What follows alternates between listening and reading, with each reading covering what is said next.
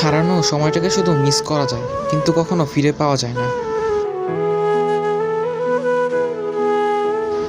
মন থেকে চাওয়া জিনিসগুলোই একদিন মন খারাপের কারণ হয়ে যায়।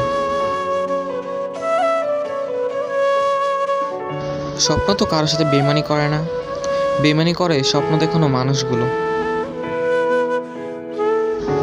যখন নতুন ছিলাম তখন অনেক দামি ছিলাম, এখন অনেক পুরনো হয়ে গেছি, তাই অনেক সস্তা হয়ে গেলাম।